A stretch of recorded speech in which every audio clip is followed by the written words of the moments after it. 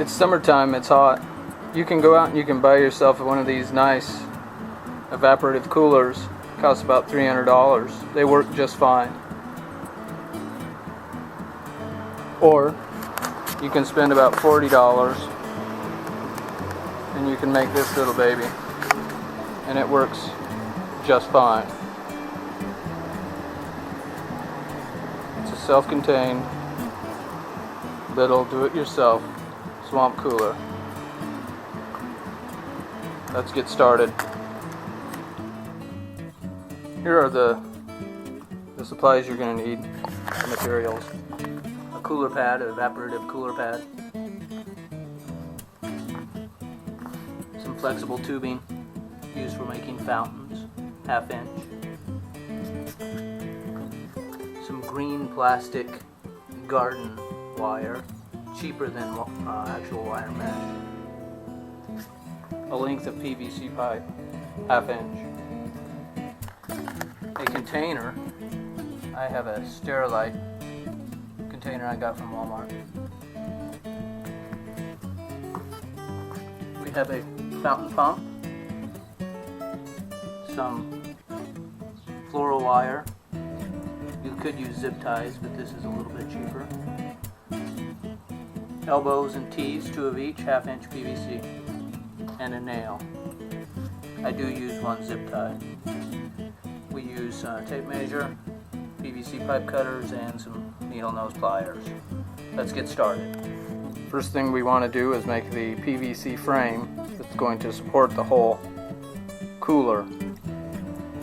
You want to make the base about 1 inch shy of the length and width. So you can see I'm going to make mine about 18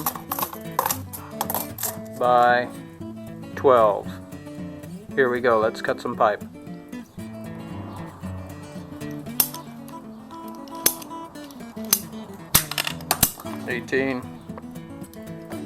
I need two pieces cut at 12.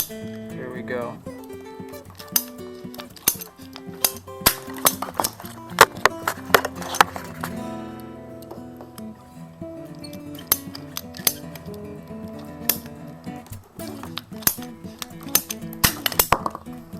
Alright, now we measure the depth of this little container, and I just happen to know that it's 6 inches. Thereabouts.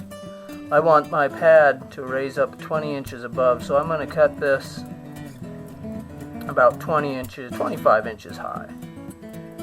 So I need 2 pieces of PVC at 25 inches. Okay, so here are the PVC pipes cut. We have 2 pieces at 25 inches. The 2 pieces that were at 12 inches, I cut those in half, so I have 4 pieces at 6, and then the one 18-inch piece. And then there's our elbows and T's. We're going to get started first by assembling the feet. It's going to be just like this. I won't bore you with all the shakiness, so I'm going to go ahead and shut the camera off. I'll turn it on when I get the feet built. And there you can see the 6-inch pieces along with the T. It should fit perfectly down in there now. You can see that there it goes. That's why I cut it 1 inch short. Now the supports, the 25-inch pieces, will go right in this empty spot here. I'll show you. Here we go. So you can see I have put the 25-inch supports onto the T, and the elbows are up top there. One final piece and our frame will be complete.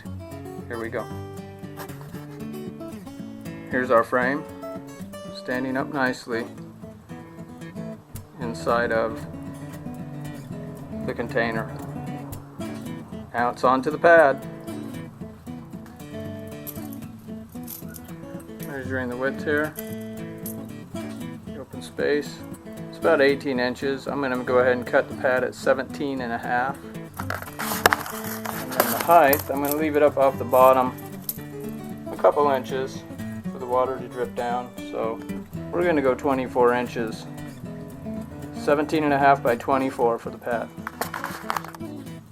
Alright, there's my pad cut out. 17.5 by 24. As you can see when I hold it up, there's a little bit of room on each side, but that's okay. We got to run the tube along one side for the water to travel through. Now what I'm going to do is take this green garden wire and cut it at the same dimension, 17.5 by 24, 2 pieces, and then wire tie each piece on each side of my pad to give a little bit of support. Here we go. Here's our pad tied in with the plastic garden mesh and wire tied across the top, the sides, and the bottom. If you don't want those little pokey wires sticking out, just use zip ties. Work just as good, cost a little more. Now we're going to measure for the tubing. You need a piece of tubing that measures from the bottom to this corner to this corner, and then add about 3 inches so we can bend it over and zip tie it. I already measured mine, and it's 44.5 inches from there to there to there, and I'm going to add 3 inches, so I'm going to cut mine at 47.5. How about 48 inches?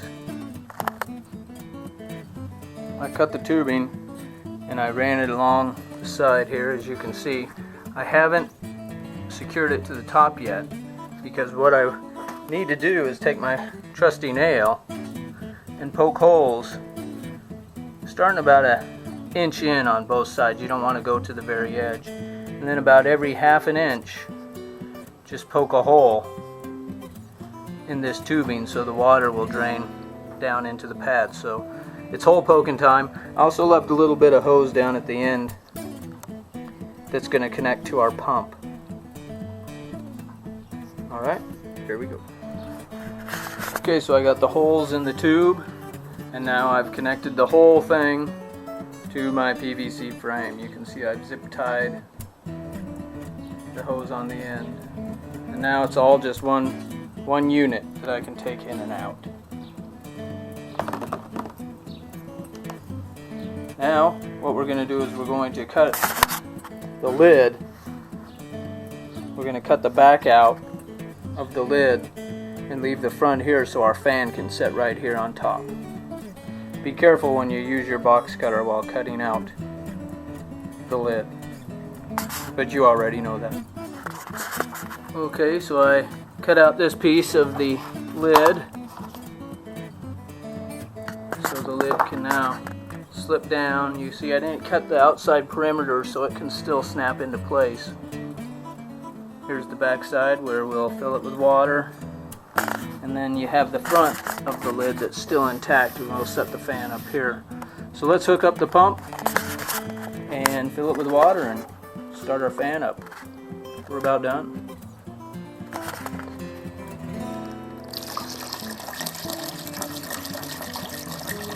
I imagine it'll probably hold about 3 to 4 gallons of water.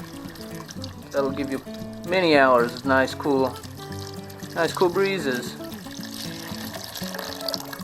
Let's fire this thing up.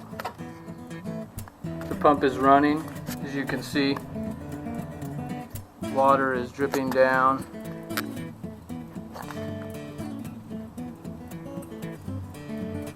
Through the holes in the hose. If you have to, you can take your trusty little nail and pokey a couple more holes if it doesn't seem to be running out very well. It's starting to saturate the pad. So then you just come around here to your magic fan. Turn that on.